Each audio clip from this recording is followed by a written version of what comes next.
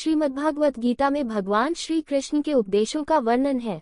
भगवान श्री कृष्ण ने अर्जुन के माध्यम से संसार को गीता का उपदेश दिया था। कृष्ण ने अर्जुन को गीता का पाठ तब पढ़ाया था जब उनके कदम महाभारत युद्ध की युद्ध भूमि में डगमगाने लगे थे। श्री कृष्ण के उपदेशों को सुनकर अर्जुन अपने लक्ष्य को पूरा करने की ओर अग्रसर हुए। कहा जाता है कि गीता में जीवन की हर एक परेशानी का हल मिल जाता है।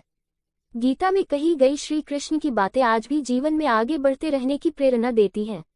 ऐसे में किसी भी परेशानी का हल पाने और जीवन में सफलता पाने के लिए गीता की कुछ बातों का ध्यान रखना चाहिए।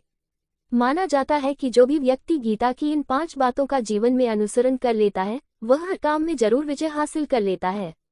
ये रहे गीता के अनमोल उपदेश जो जीवन को नई राह दिखाते हैं। फल की इच्छा छोड़ कर्म पर ध्यान देना चाहिए। गीता में श्री कृष्ण ने कहा है कि मनुष्य को फल की इच्छा छोड़कर कर्म पर ध्यान देना चाहिए। मनुष्य जैसा कर्म करता है उसे फल भी उसी के अनुरूप मिलता है।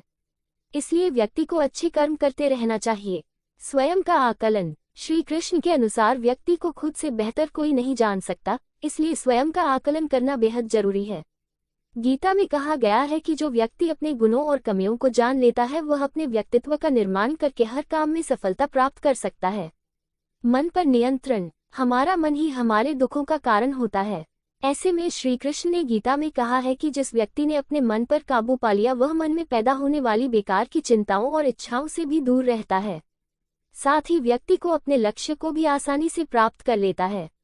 क्रोध पर काबू रखें। क्रोध में व्यक्ति नियंत्रण खो बैठता है और आवेश में आकर गलत कार्य कर देता है। यहाँ तक कि कभी कभी गुस्से में व्यक्ति खुद का अहित कर बैठता है। गीता में श्री कृष्ण ने बताया है कि क्रोध को खुद पर हावी नहीं होने देना चाहिए। यदि गुस्सा आए तो स्वयं को शांत रखने का प्रयास करें। स्पष्ट नजरिया। गीता के अनुसार व्यक्ति को संदेह या संशय का स्थिति में नहीं रहना चाहिए। जो लोग संशय का स्थिति में रहते हैं उनका भला नहीं हो सकता है।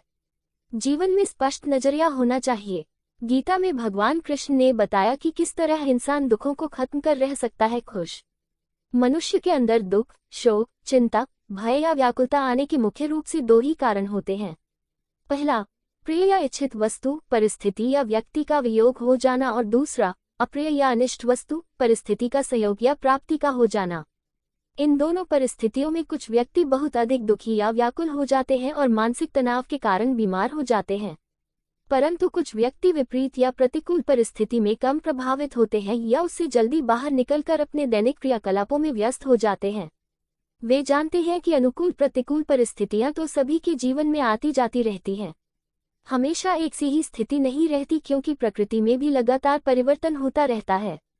इन दोनों प्रकार के व्यक्तियों के अलावा कुछ लोग ऐसे भी होते हैं जो काल्पनिक स्थिति का विचार करते रहने के कारण भयभीत या व्याकुल रहते हैं, जैसे कहीं मुझे कोविड या दूसरी कोई बड़ी बीमारी न हो जाए, उस समय मेरा या मेरे परिवार का क्या होगा, या यदि उनके परिवार का कोई व्यक्ति गाड़ी से घर से बाहर गया है तब वे ये सोचकर व्याकुल होते रहते हैं कि कहीं रास्ते में कुछ हो न जाए।